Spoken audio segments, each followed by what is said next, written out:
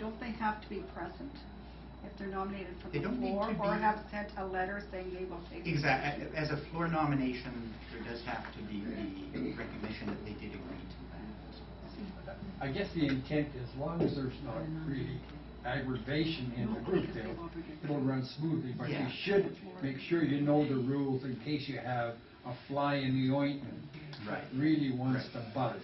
Yes. And that's the ones where, again, the stronger parliamentary procedure control sort of minimize. Not that we'd ever have that Toastmasters. Sorry. So I just wanted to clarify, you have to make your decision to dispense with the secret ballot at the very beginning of that process. Is that what you're saying? No, it could be moved later down. Perhaps you've got positions of president and or VP Ed or something being contested, but nobody else was interested down below. You might change to somebody making a motion to say, I move that we dispense with the secret ballot. Good. And do you do each one at a time? Sorry. In the brevity, if a slate of officers are in there and you're coming saying, would you have to go through every position? Is there any nominations you can say, or is there any positions, so that you don't have to go through every little step? Now, I haven't seen that done where you just do a vote for the whole slate as one. What? I've seen it where you've gone through, and are there any further nominations for president, and if none, then you go, are there any further nominations for BPE, and you run the list, and then at that point, if there's no further nominations, we will vote on the whole slate of officers as presented. Is nice and convenient. And That wasn't my question. I'm saying, can you just as well cover that by after the slate of officers have been presented? Is there any nominations from the floor for any position? I wouldn't do it that way. You don't really give people a proper time to come forward, and maybe they want to go for two positions, which is possible. And this gives you. I sort of challenge that, because my experience is that most people are not even interested in that. They're not even interested in parliamentary procedure. It's just one of the things that we have to put them through. And suddenly then you have, oh crap, will the guy ever end? And I guess in our concession to you, say you don't need to repeat it 3 times.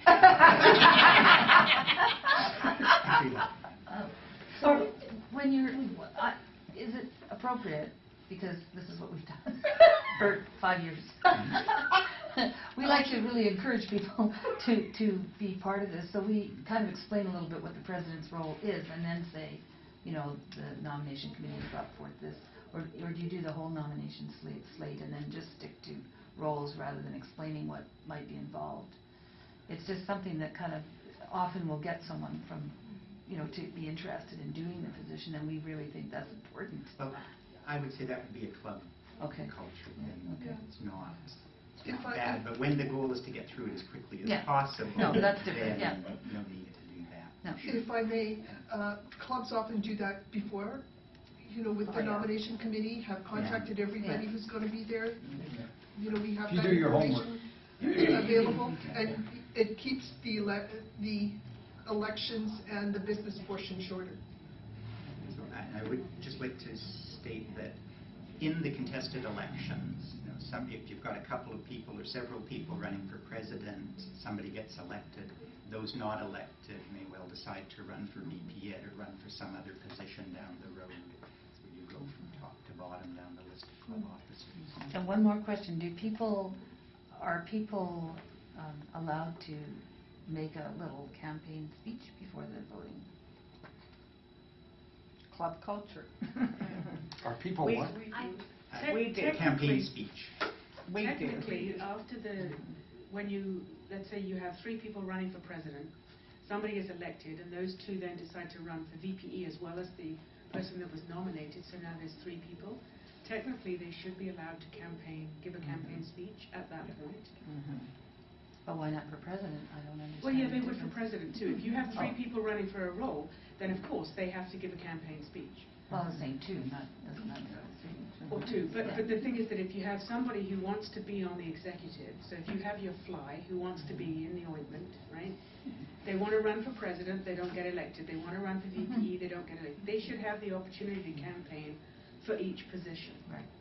Because otherwise it wouldn't be a fair election. No, and then you have to count the votes also before you have the next election. Yes. Yeah. Yes. I think we're over time, so we Yeah. should turn things I back. just want to say quickly, so is it we always do the secretary cast one ballot for the position, for the name of for position of, you have to do that, don't you? You know, technically, that's not a Robert's Rules thing. No. So that it is by majority vote, so even if you dispense with secret ballot, you should still be As long as asking it's for all recorded. in favor, all opposed, Okay. rather than. Now, that being said, when you read through policies and procedures, they do specifically for the international director, at the international convention, do have the cast one ballot terminology in their policies. And that's always sometimes a challenge of what's in. There's the Constitution, there's the bylaws, and there's policies, all three of which supersede Robert's Rules. And sometimes finding where the information is, like when you look in the club Constitution and bylaws, nowhere in there does it state that you need the three officers, Oh, the okay. president, a vice Oh. president, and a secretary. But if you're chartering a new club, there is a form that says you need all three officers.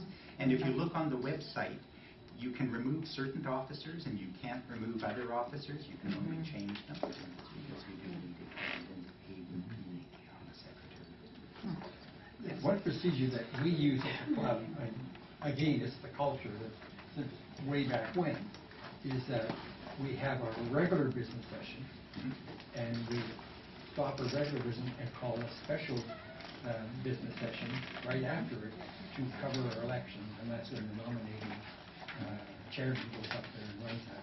So I don't know if that's at another club or if it's just that one business. Yeah, there are a lot of clubs that don't do regular business meetings. In the playing, any business meeting they do is a. Well done! Hey, Writing talk with somebody who knows what he's talking about. The rest of you chicks can go home. I just have a couple of points to make. Great, it's hard. And You wanted to fit. just as a comment about culture, you can kind of do whatever you like within your own club until somebody challenges it and says, this is out of order, in which case you go back to either the rules for the Toastmasters, if you're in that kind of an organization, or back to Robert's Rules, whatever your parliamentary authority is. So, yes, you can do it, but just keep in mind that there is something that will override it if somebody so chooses. So now you've had your club elections, and now what do you do? I call for adjournment. But who do you tell? You tell the TB people to go get your food.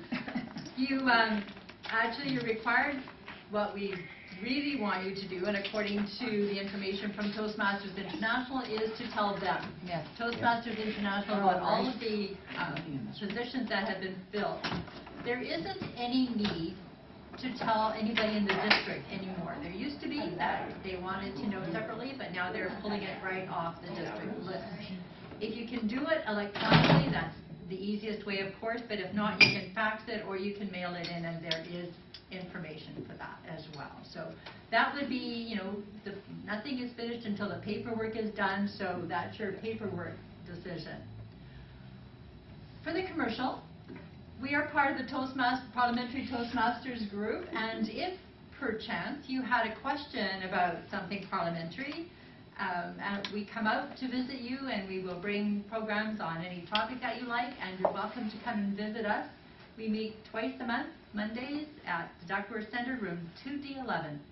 Thank you very much for attending and all your great questions. It's been a blast for us, and we really appreciate you being here.